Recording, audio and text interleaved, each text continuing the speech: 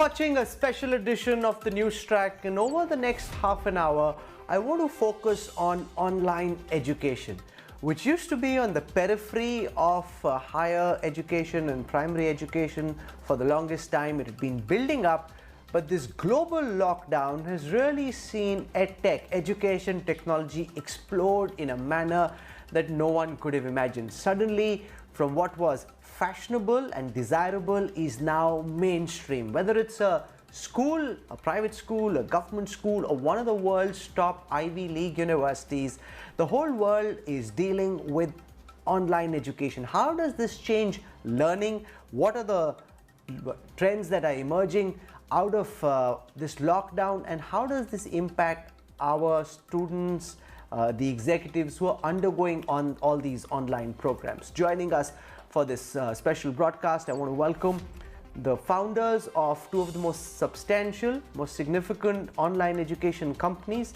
with us at this time. Live from Boston, MIT University, Professor Anant Agarwal, the Chief Executive Officer of edX. He's a professor at the MIT University, set up edX, and now joins us on this broadcast. With us live from San Francisco, which is where the Silicon Valley is located, is Jeff Maggioncalda. He is the Chief Executive Officer of Coursera. Now, these are the two companies a lot of people would be very familiar with. And for a user side of this entire experience, we're joined by Rekha Krishnan. She's the principal of India's top school, Vasant Valley, and they're doing a lot of online education. So we'll get a user perspective on how that's going for Mrs. Krishnan and for her students in the national capital. But before that, I want to show you how different schools, different cities are dealing with online education. Remember, this is not what they were prepared for. So suddenly, whether it's teachers, whether it's parents, whether it's students, they're all having to deal with the reality of online education, which has now come and become a part of their lives. It's a whole new world for children growing up during the coronavirus. Locked down and confined indoors, most are turning to the virtual world. And with schools and colleges shut, that also means learning online. Most city schools have moved their classes in cloud. Schools, usually teeming with students, are now deserted. And this is how a classroom looks now. Even before the lockdown came into place, this was the new way of school life in times of corona. The Vasant Valley School in Delhi was one of the first in the country to organize virtual classes for students of class 6 and above. Because of COVID-19, when school closures were again announced, and we know that it is going to be on for some time, we knew that we had to do something to help our children continue learning. To enable online classes, the school began using a cloud-based video calling app. सिर्फ students को ही इस पूरे online system से use to नहीं होना था, हमें teachers को भी एम्पावर करना था. चैलेंजिंग था, पर हम धीरे-धीरे ही उस चैलेंज को काफी हद तक हम लोगों ने अपने कंट्रोल में कर लिया है. Several schools are now following this model to ensure that the exact school experience is replicated. But life is not really the same anymore. I miss the interaction on a face-to-face, the energy which comes in having 25-30 children in your class. I miss that energy because, you know, you laugh at a common joke or something like that. That is not there. But I really hope, for the sake of our country, our children, our future, that the virus is controlled and we are back to our regular teaching. In Bengaluru, the uncertainty over when schools will reopen has forced Ishita to look for different avenues of instruction on the internet. Ishita, like many students across the country, turned to popular educational learning apps to understand concepts that teachers in schools might have taught. I wanted to make sure that I utilize this time by learning something new, which is made possible by Byju's. I spend at least 1 or 2 hours learning new concepts from different subjects. A young adult is spending her days in anxiety. Archie in Patna was all set to step into class 12. A crucial school year, but with all educational institutes shut indefinitely, she's worried about her future.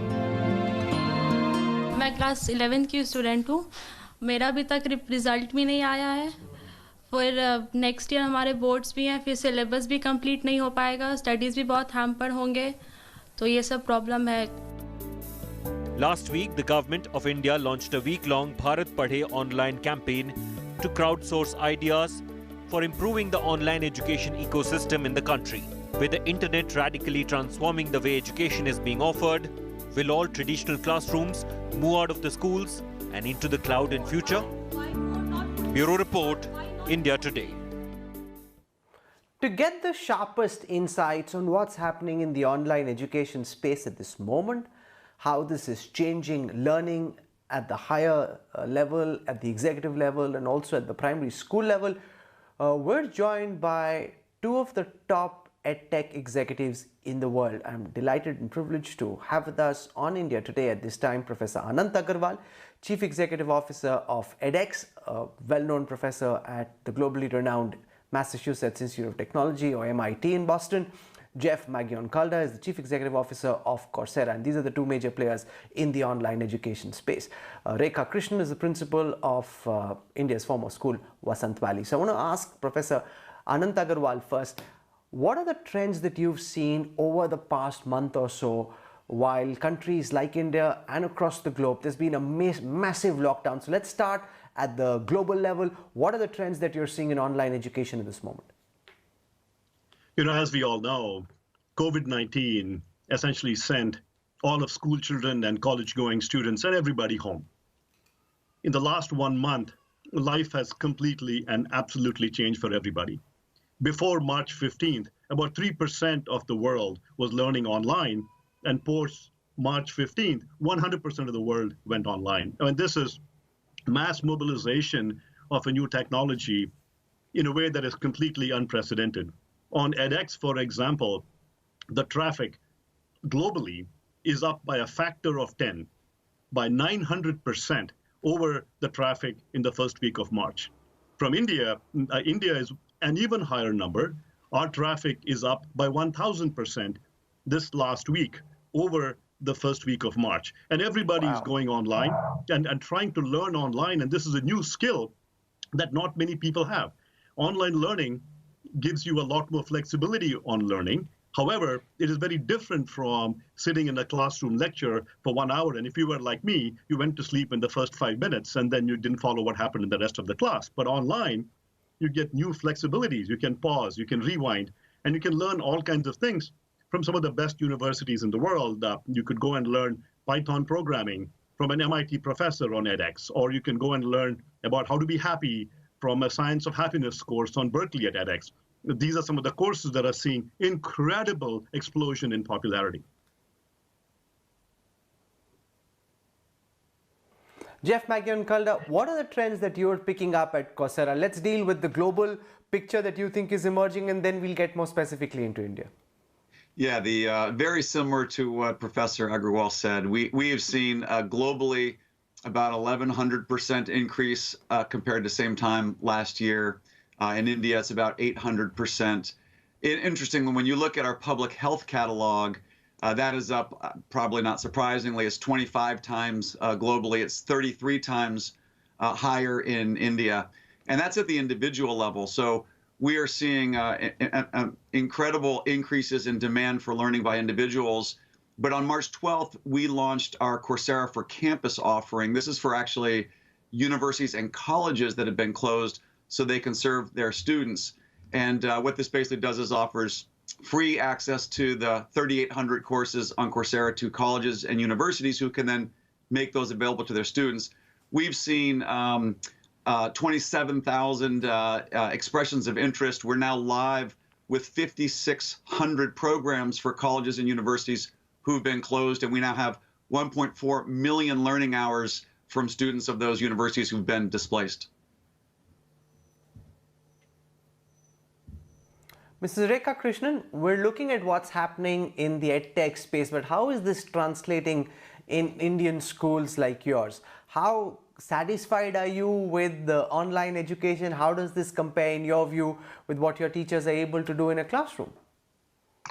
Hi, Rahul. So given the times that we are in and given the fact that COVID-19 is going to be here for some more months, if not years, I think this is a good alternative because it ensures and enables us to allow our children to continue learning from their homes while they're safe in their homes. But it is not something which I can see is going to replace a classroom situation or a classroom learning, because as one of my colleagues mentioned earlier, the relationship between a student and a teacher, which happens when you are physically present in the same space, is phenomenal. I think that acts like a glue to making a school what it really is. While we cannot do that, this is a very good alternative and an option available for the time being. It's a very, very good option. I think all my teachers, all our students, the parent community in our school, all have kind of risen to this challenge that we were faced with around a month back, I think 5 weeks back. And I'm very satisfied and happy with the way we have learned and made this huge quantum leap in our technological skills, in the way we organize our classrooms and deal with a medium which was rather unfamiliar, all of us. Maybe to the young children, they were familiar with this medium, but as teachers, there were many, many of us who had challenges. But I'm so proud of the way that all of us have kind of overcome our fears. We have learned, unlearned, made mistakes, asked each other, and moved forward. And we are in a good space, but I hope this goes away and we are allowed to go back to our classrooms soon. So, Anant Agarwal, I want to deal with what the principal just said. One, it can never be as good as a real school or real college or university because you don't have social interaction, you don't have a face-to-face presence, and that just changes the whole experience. So yeah, sure, online education going forward will have a certain space, but can never make way for a face-to-face, human-to-human, being in a class in MIT or being in a class at Harvard University or being in a class at Vasant Valley or anywhere else. It's just not the same thing. How do you respond to that? You know, people don't have a lot of experience with online learning today. And we've conducted, and many universities have conducted tests, A/B testing of an experience on campus live with professors or an online experiment with residential students. And these studies have shown that in many respects, the on-campus live experience with the professor is better. But in many other respects, the online experience is a lot better. The simple example, we did such a test at MIT, and it turned out that the exam results were pretty similar for the campus students taking live courses versus those taking online courses. The exam results were pretty similar. The stress level for the students taking the online course was one whole standard deviation lower. Students were more engaged in many respects. But I think at the end of the day, I don't think it's one thing or another. I believe blended learning, where you do both some in-person learning, some online learning, will be the future. And to promote that, edX last week, we opened up a catalog of courses as part of edX Online Campus to universities all over the world, where they can enroll all of their students in edX courses for free during the period of COVID-19. And their students can take all of the edX courses from a number of universities such as MIT and Harvard, IIT Bombay, IIM Bangalore, Berkeley, and others completely for free during the COVID-19 period. And I believe that this new model of learning, where people will be learning online, even if they're on campus, as well as learning from professors, will become the new normal. Blended is the new normal. Jeff Maggioncalda, there are people who are watching at this time, teachers, principals, students, parents, who think, okay, yes, we're having to do all these Zoom and Hangout classes, but this is temporary. This is just a phase. Do you believe that this disruption will lead to long-term changes in the way we perceive education, or would you concede, part of what the Rekha Krishnan, the principal, said, that you simply cannot make up for the joy of being active and engaged and involved in a face-to-face class? I do think that there are certain things about being together physically that matter a lot. I have a daughter who's at Duke University, and she misses her friends, and she misses the activities, and she misses the close, small discussion groups. And especially for younger kids, I think that social piece is incredibly important and really irreplaceable. But as Anant says, I do think that what has been happening for a long time is that we've been integrating more and more online learning into the curriculum. And now we've been forced to do this immediately and almost universally. what we're going to end up with is a new normal where the virus, to some degree, for some period of time, will force us to be in blended classrooms. Some people will be able to go back to some campuses, students. Some professors will not be able to mix very well with others on campus because they might be at health risk. So I think all schools in almost all regions will have to really be thinking about a future where there's got to be an online ability to deliver education, and people will want an in-person, and they don't have to be either or.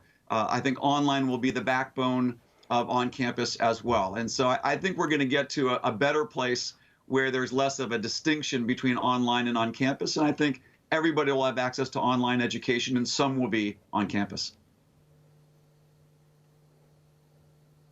Mrs. Krishnan, do you agree with that, that online education may in time become the pivot around which education is structured? So your classes could get recorded, your professor could put it up online. If you miss a part of what happened in class, you can go back to your dorm, you can go back to your home, check out what happened, and pick up the parts that you may not have picked up. Do you see that happen, that what we're seeing essentially may be a change that's here forever, and online education, as Anant Agarwal said, may become a part of blended education? So blended education, which has a big component of online education, may be the future of education per se? It could be, Rahul, and I agree with the panelists that maybe the new normal that will emerge from this disruption is going to be a blended way of looking at learning. But I still strongly believe, maybe I'm old school, that yes, online learning will have a very strong presence in the new learning, in the new normal that will emerge. But the importance of actual physical contact in the school cannot, or in a university classroom, cannot be taken away. For most of us who are sitting on this panel today, our experiences, our memories of school, university, college education are not what we learned actually, but the interactions that we had with our colleagues, with our classmates, with our professors, the outside classroom chats that we had with our teachers. Those are the things which act like glue to our learning in a school or in a university. And I think that critical component is missing. And I'm not saying that online learning is not good. There are huge advantages. I must tell you that one of the biggest advantages is that attendance and punctuality. You don't log into your Zoom classroom at 9 a.m. You are out. The classroom is locked. So an attendance is phenomenally good. It's almost 100% attendance across the classroom. So that there are many advantages. It's very creative. The way teachers are innovating and learning new things, including new kinds of techniques and films and methods of engaging with the children, are absolutely phenomenal. But I still believe that the place for the old school is going to be there and should be there, and it is the social interaction, the emotional connect with your teachers and your classmates is something that we cannot take away. That is a very integral and critical part of our growing up years of learning, of education. So I think it is the blended education is perhaps Professor Agarwal, Professor Agarwal, have you been thinking about the social dimensions of online education? You know, for example, we keep telling our children, cut down on screen time, don't get stuck to that iPad, okay, enough now, get back, read a book. And suddenly, here he is sitting exactly where I am, early in the morning, it starts at 9 a.m. and he's plugging into his school, listening to his teachers, and he's very happy because he's got that laptop on. And throughout the time, both my wife and I have been spending months on end trying to tell him, you don't need to watch so much of your iPad, that's enough screen time, now that's over. Now suddenly, here he is, and that's where school's gone. How much of an impact does this have on his eyes, on his spine as he sits? And what are you making of the health and social dimensions of online education? You know, Rahul, I hear you. In the next room over there sits my daughter. She is a third-year student in computer science at MIT, and she's at home. And I promise you, when I try to talk to her, I just get grunts and silences, and I think all parents have heard that. However, if I text her, I get an instant response. This is the new normal for our children for the past 15 years. And for the past 15 years, we've been trying to tell the students to come to a classroom at 9 o'clock in the morning, and they don't want to do that. Online learning is a new modality. And so why don't we take learning to them? So rather than bringing them to a classroom, let's mix it up, bring them to some classrooms and take learning to them as well. And one of my colleagues was, I was on a meeting at MIT a few days ago, and one of my colleague professors said, so I've been teaching at MIT for 32 years, and my colleague has been teaching for about the same amount of time. And he said in the meeting that the lecture that he conducted online was the most engaged lecture of his career at MIT. And so I believe that students will be more engaged if they mix it up with online and in-person. And there's many ways of social interaction. Frankly, I think we've lost the battle with our students on social interaction. Our kids are already socially interacting. They're texting, tweeting, Snapchatting. I don't even know the names of all of the things that they're doing. And I'm in touch with my cousins in Delhi and Moradabad and my brother in Mangalore in India. And all of this, I'm in touch with people all over the world, much more than I've ever been before. Social interaction is actually much more than it has ever been before. But that said, I think we also need to be sure to keep up the personal interaction. We don't want to lose that personal connection. And so it's very important that we balance it and we create a blended model of learning where on campuses, people learn online and at the same time also work together on campus. We are working with Jain University in Bangalore, where they are interested in adopting edX micro-bachelor's programs and micro-master's programs for their campus students. And then after completing a micro-master's or micro-bachelor's from edX, the students will complete a full master's degree or a full bachelor's degree with residential programs. And so we are creating new models, new credentials, new technologies for these blended learnings in universities and at home.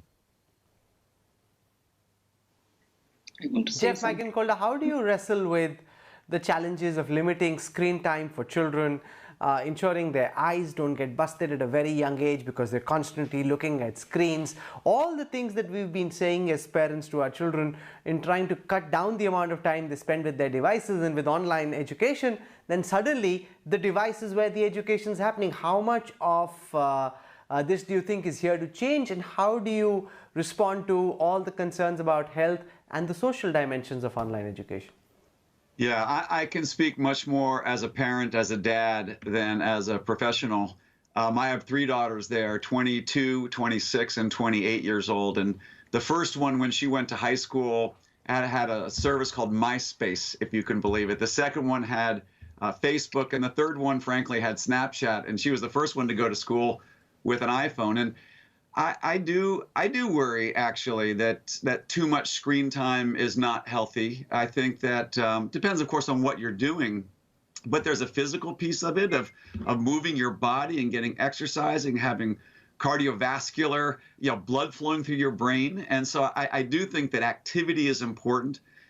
I think that physical touch is important, and I think that maybe one of the important things about online education that we need to emphasize is that even though right now we are in kind of emergency remote teaching mode where many professors are just getting in front of a Zoom camera and delivering an hour-long lecture all in one continuous block, I think there's a promise of online learning that allows people to be more flexible, as Professor Agarwal said, be more flexible, pause things, break things up, do activities, break out in discussion groups, and so you're not just listening to a continuous lecture.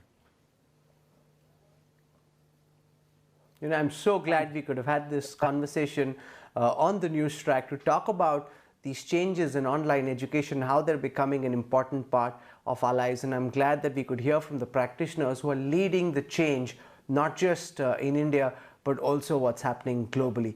Professor Anant Agarwal, Chief Executive Officer of edX, Jeff Maggioncalda, Chief Executive Officer of Coursera, and Rekha Krishnan, Principal of the Vasant Valley School in the National Capital, for joining me on this special edition of the Newstrack. Thank you very much. You can share your thoughts and experiences with us as a parent, or as a student, as an executive on our social media platforms. We'll take a very close look at how this is impacting you and what you make of this whole conversation around EdTech. Thank you very much for joining us on the Newstrack. We'll have a lot more for you on the other side. Stay with us.